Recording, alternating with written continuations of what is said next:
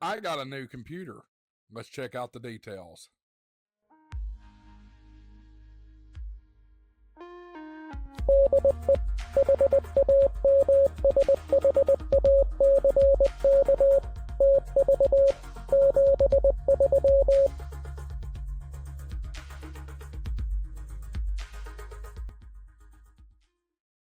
Hey, everybody. Welcome into Ham Shack TV. I'm your host, Josh, AA4WX, right here on Ham Shack TV. So, before we get into it, I do want to let you know today's video is brought to you by Ham Radio Prep. Ham Radio Prep is your ultimate licensing education source. They offer the technician, the general, and the extra class ham radio licensing courses. Go check them out. They got great stuff, and if you use my coupon code, Ham Shack TV, you get an additional 10% off their already great prices. Go check them out. HamRadioPrep.com. All right, let's get started. So, I obviously do video for a living, not just here on YouTube, but through my day job, as well as some church stuff and things like that. So, my demands on a computer are quite high. And what I've been working on here at the house was a 2020 model Mac Mini M1.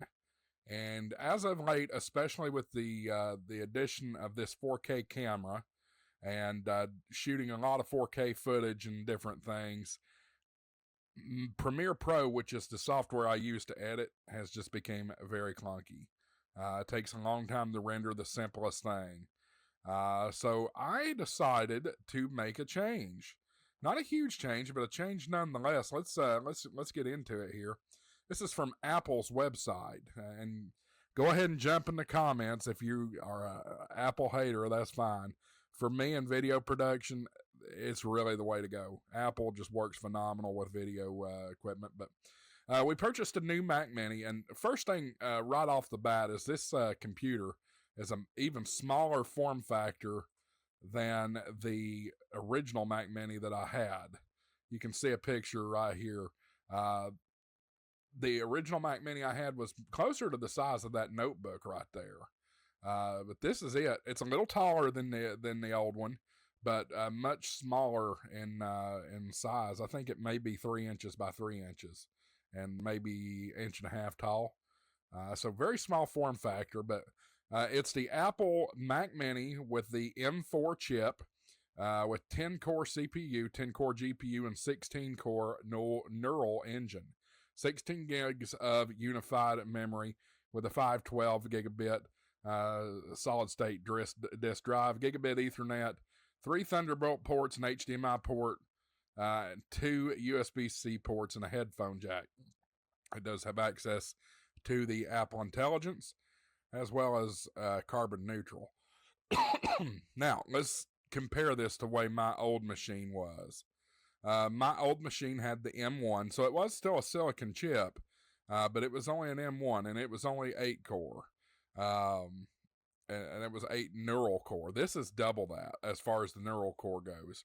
I only had 8 gigabits of unified memory. Now I've doubled that. I only had 256 gigabits of solid state disk drive. Now I've got double that, 512. The other thing, and when I said Premiere Pro was getting clunky, the reason I say that is a 2-minute video took me 45 minutes to render in Premiere, and that's not good. Premiere should run a lot faster than that. Just for test's sake, I re-rendered that file. It took 28 seconds. So humongous difference in this device compared to the old one. Huge difference. So we're happy with it. The only thing that frustrates me, and this is just a minor gripe, but it's just the way things are going, is the fact that there are no standard USB-A ports. Not a single one. They're all Thunderbolt or USB-C. Now, I could be wrong about this, but I don't believe there's any difference between USB-C and Thunderbolt. Look at them. The ports look exactly the same. Really don't think there is a difference. Guys, if you're Apple guys and know what the difference is, jump down in the comments and let me know. But this is not a sponsored video by Apple. Apple did not pay me to do this or anything like that. What really made me pull the trigger and go ahead and do this is the fact that Apple allowed me to trade in my old Mac Mini. They actually gave me $230 in trade-in credit on it. Plus me working in education, I also got a little bit more of a discount as well. So very, very happy.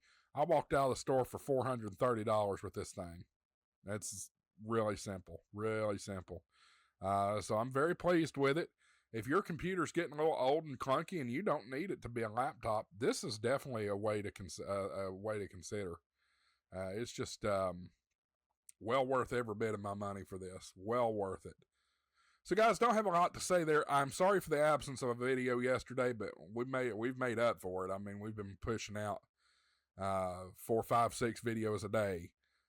So we took a day off yesterday.